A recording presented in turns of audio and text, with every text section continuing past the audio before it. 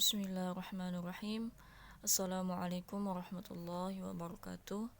Alhamdulillahi rabbil alamin.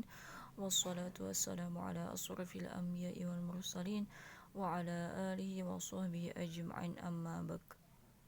Rabbi shrah li sadri wa yassir li amri wahlul 'uqdatam min lisani yafqahu qawli. Amin. Marilah kita buka perkuliahan hari ini dengan membacakan basmalah. Bismillahirrahmanirrahim. Alhamdulillah kita hari ini dipertemukan kembali dalam mata kuliah dasar-dasar menyanyi anak usia dini. Nah, hari ini di pertemuan 7 dan 9 kita akan membahas tentang karakteristik lagu, manfaat lagu, dan prinsip-prinsip lagu.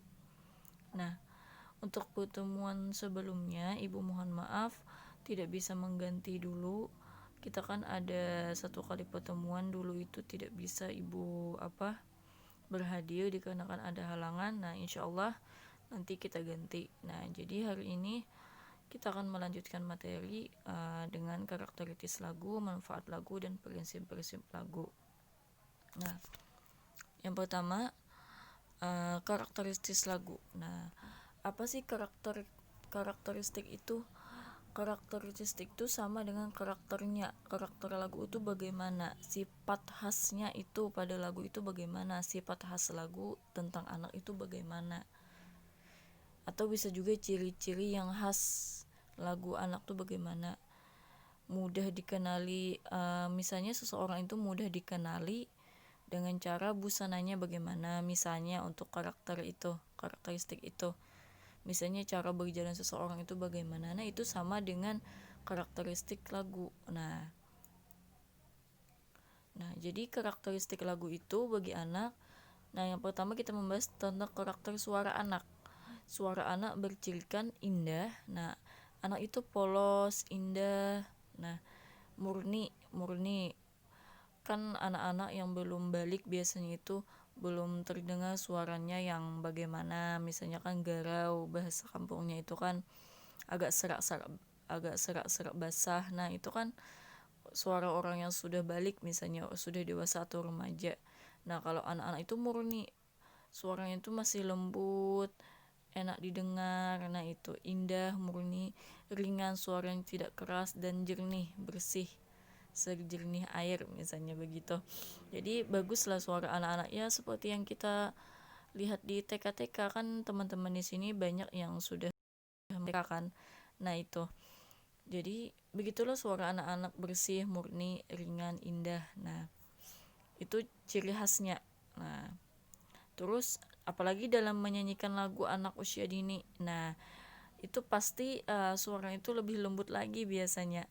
Indah sekali dalam dia bernyanyi. Jadi di sini khasnya dalam menyanyikan lagu anak usia dini saat didengar dengan cara audio. Nah, audio di sini sama dengan gurunya dulu yang menyanyikannya, baru anaknya. Nah, bisa juga bersama-sama. Nah, jadi jangan dengan cara menyanyikan lagu itu anak itu harus mendengar dulu bagaimana sih lagunya, dia mengenal. Nah, kecuali lagunya itu sudah sering dia dengar.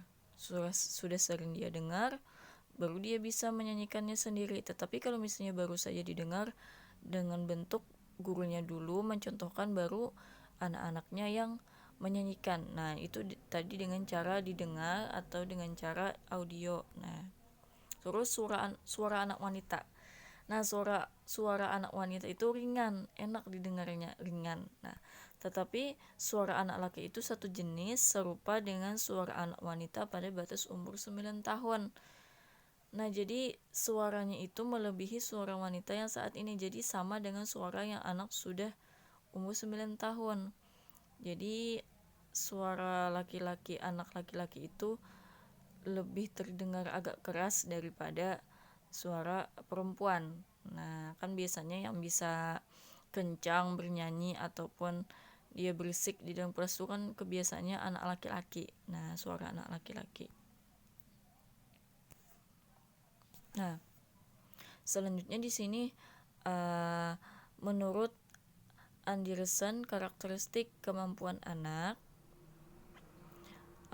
batas maksimal 6 tahun. Nah, 6 tahun karakteristiknya kemampuan anak dalam bernyanyi tersebut. Nah,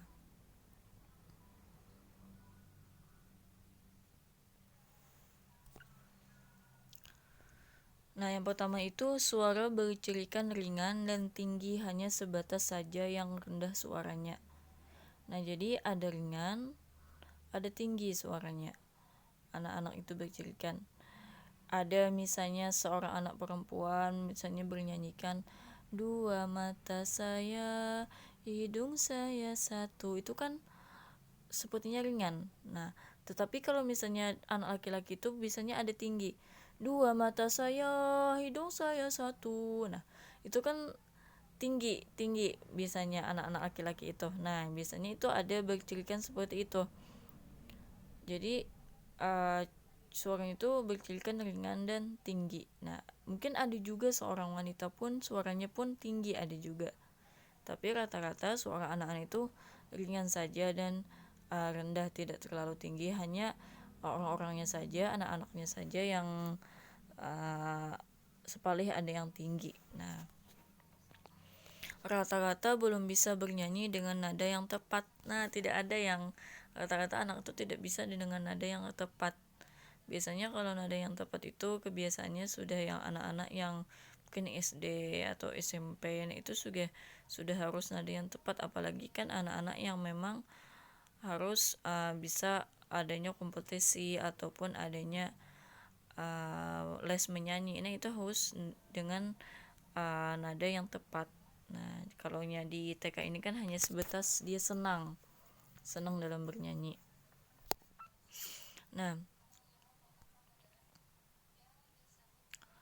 setelah itu gemar menyanyikan kalimat pendek dalam bentuk melodi dan suka bernyanyi sendiri. Nah, kalimat pendek itu sedikit saja misalnya bernyanyi. Anak-anak itu misalnya menyanyikan balunku ada 5. Nah, sudah saja itu kalimat pendek saja.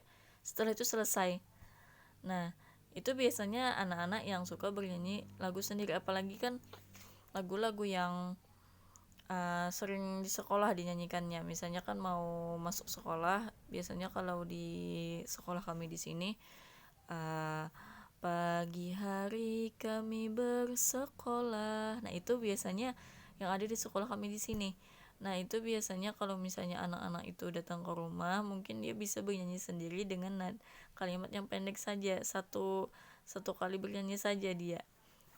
Satu kalimat saja. Nah, itu kan kebiasaannya anak begitu. Nah, terus mulai memahami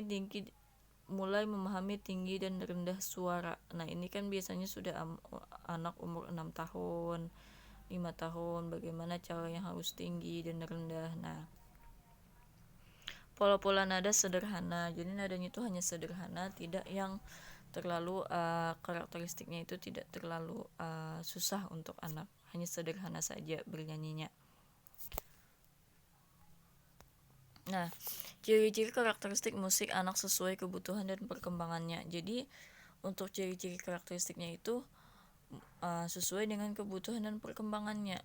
Nah, yang pertama, lagu yang sederhana, bentuk ringan, dapat diekspresikan gembira. Nah, ringan saja bentuk lagunya. Nah, dan dapat diekspresikan. Misalnya tadi kan sudah ibu katakan lagunya tentang balunku ada 5. Nah, dapat diekspresikan juga dengan tangan jarinya 5. Nah, dengan gembira atau bertepuk tangan. Nah, itu lagunya sederhana. Nah, terus syair disesuaikan dengan penafsiran anak, dan isi syair bisa mengandung keindahan, rasa syukur, gembira, sedih, kuasa Tuhan, hitungan. Nah, jadi syair ini lagunya anak itu disesuaikan dengan, kan biasanya kalau di TK itu kan ada tema-tema dalam bernyanyi, misalnya tentang binatang, tentang kupu-kupu, terus juga tentang mengenal Tuhan, tentang mengenal, misalnya kan di TK sini nama-nama malaikat ada 10 orang. Nah, misalnya itu kan kita mengenal nama-nama malaikat. sesuai dengan penafsirannya. Terus rasa bersyukur, nah terus juga tentang kuasa Tuhan, sedih, nah gembira. Nah itu tadi penafsiran tentang lagu anak harus ada mengandung isi tersebut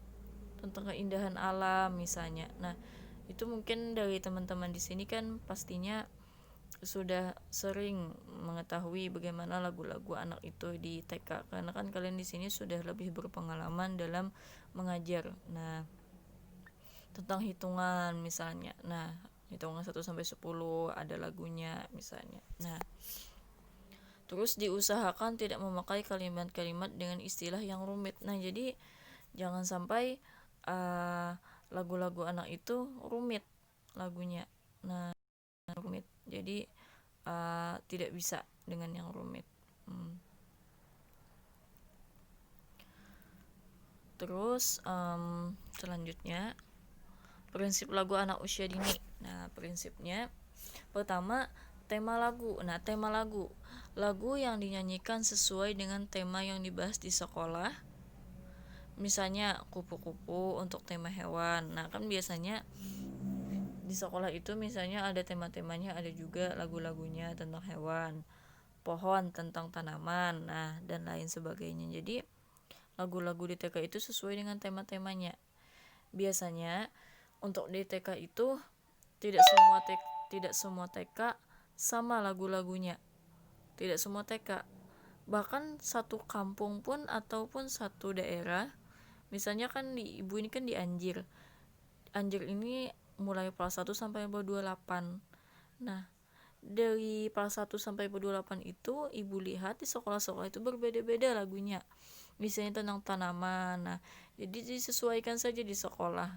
Misalnya sesuai dengan tema-temanya. Nah, apalagi kan di sekolah kalian kan pasti berbeda-beda satu sama lain lagu-lagunya dari sekolah dan sekolah di lainnya. Nah, jadi disesuaikan, misalnya kupu-kupu, tentang lagu kupu-kupu itu temanya tentang hewan. Nah, terus prinsip lagu itu yang kedua, membantu anak mencapai tahap perkembangan selanjutnya.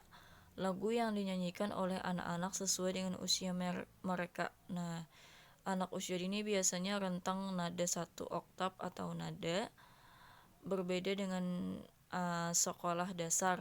Nah, jadi misalnya kan lagu di anak DTK ini tidak panjang. Misalnya hanya 1 oktav. 1 oktav itu hanya 1 nada misalnya. Atau 5 nada misalnya lagunya. Cara lagu-lagunya itu misalnya ada 5 baris aja lagunya. Nah itu sedikit saja untuk anak usia dini, tetapi menyenangkan dia. Nah kalau misalnya di SD itu pasti panjang lagi lagu-lagunya. Nah jadi disesuaikan dengan umurnya atau perkembangan anak. Nah iya. Terus melodi musik dalam lagu. Jadi musik di dalam lagu itu pengaruh isi lirik dan tokoh dalam lagu dapat menjadi dasar gagasan untuk jenis musik yang akan digunakan. Nah, jadi lirik dan tokohnya itu dapat menjadikan dasar gagasan untuk jenis musik yang akan digunakan. Nah, selanjutnya tipe-tipe melodi yang digunakan dalam lagu PAUD dapat dengan menggunakan grafik nada yang naik dan turun dan dimuat dalam lagu tersebut, seperti tipe melodi melangkah atau melodi melompat. Jadi di sini Ibu beritahukan bahwa melodi melangkah itu kita ketahui dulu. Melodi itu nada yang berurutan, berirama, adanya suatu perasaan. Jadi nadanya itu berurutan, terus ada iramanya, adanya suatu perasaan. Nah, jadi misalnya yang pertama adalah tipe melodi melangkah, nada yang berurutan dinyanyikan misalnya. Nah, misalnya lagunya itu dua mata saya. Nah, itu sama dengan lagu yang dinyanyikan melangkah saja. Tetapi kalau nya melompat itu sama dengan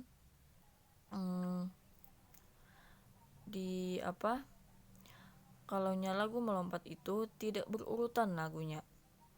Nah, tidak berurutan lagunya. Dia melompat-lompat lagunya tersebut. Nah, misalnya lagu yang melompat itu bisa dengan lagu mulai belakang misalnya. Nah, lagu mulai belakang misalnya dua mata saya, hidung saya satu. Nah, bisa juga dengan dari belakang. Hidung saya satu, dua mata saya. Nah, itu bisa dengan cara melompat-lompat lagunya tersebut.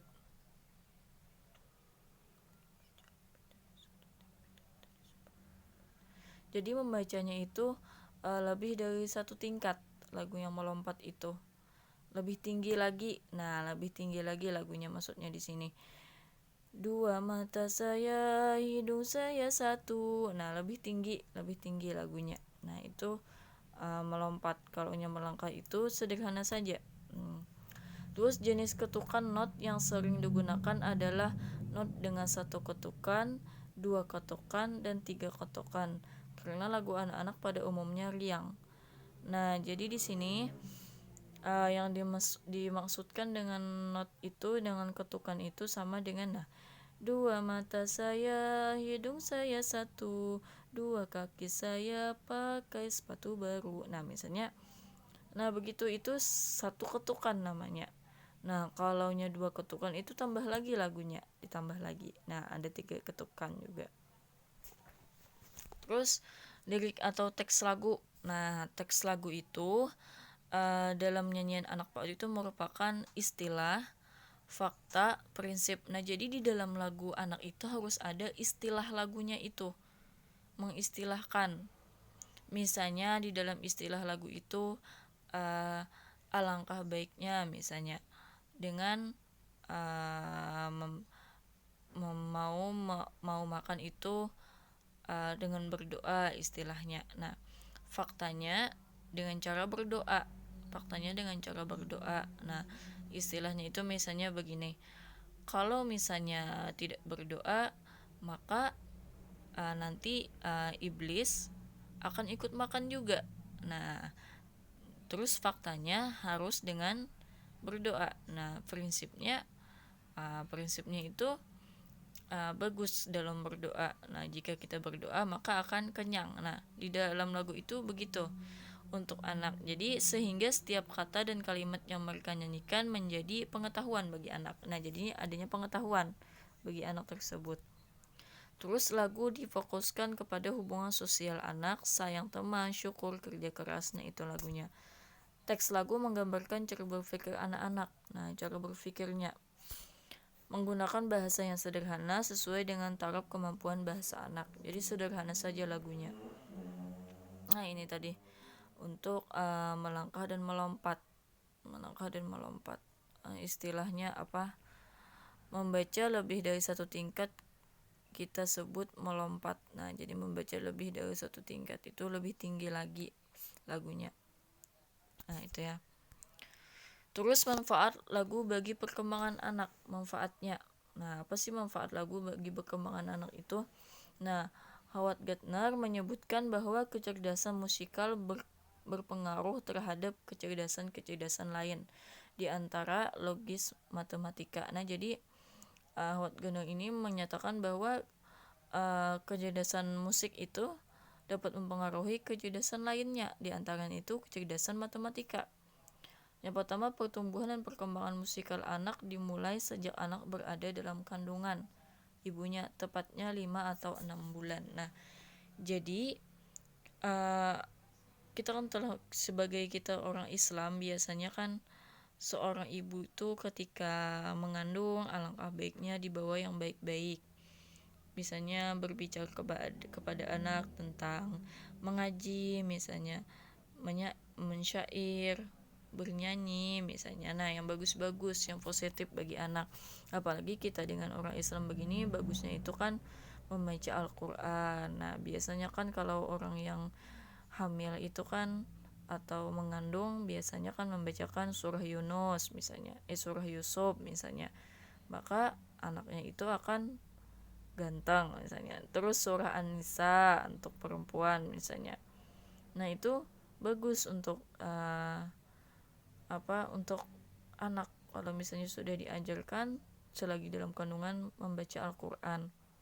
Terus juga kalau orang tuanya suka syair ataupun menyair, misalnya bahasa kampung itu menyair lagu-lagu Islami, nah itu juga lebih bagus juga, anaknya pun nanti akan terturut kalau dia sudah besar atau sudah lahir bagus. Nah makanya kan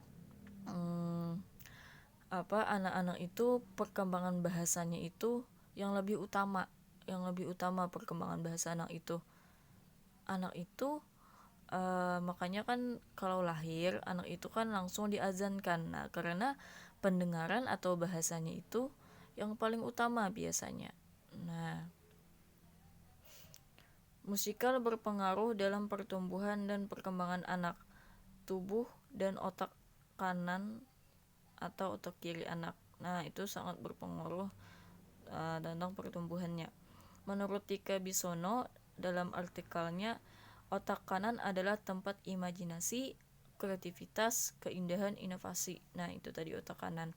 Kalanya tempat perkembangan perasaan, emosi, gaya bahasa, musikal, irama khayalan, warna, pengenalan diri, sosialisasi, dan pengembangan kepribadian. Nah itu tadi kalaunya otak kiri. Nah ini ada lagu. Nah jadi kan lagu ini Sehelai Kertas judulnya. Nah di sini kan di dalam lagu ini coba ibu nyanyikan dulu, nanti ibu jelaskan di lagu ini. Nah jadi lagunya begini. Ku ambil sehelai kertas, bismillah ku ucapkan sebelum ku mulai. Kertasku lipat-lipat menjadilah perahu. Alhamdulillah, lihat karyaku. Nah ini tadi lagu. Jadi sama dengan yang ibu jelaskan sebelumnya, kalaunya lagu itu kan harus ada apa tadi? Bentar. Harus ada istilahnya, fakta dan prinsip. Nah, di sini kan istilahnya itu sama dengan lagu mengambil kertas selai kertas. Nah, terus kalau faktanya itu sebelum memulai harus membaca bismillah. Nah, terus juga prinsipnya itu ya adanya karyanya. Nah jadi inti dari lagu ini, kalau kita ingin melakukan sesuatu harus membacakan bismillah.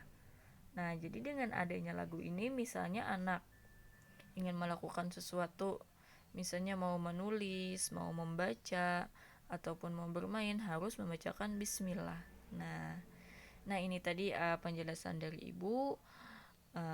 Kiranya kalau misalnya ada yang ditanyakan, boleh didiskusikan di grup WA kita. Nah semoga bermanfaat. Mohon maaf jika ada kekurangan dan kesalahannya dalam menjelaskan.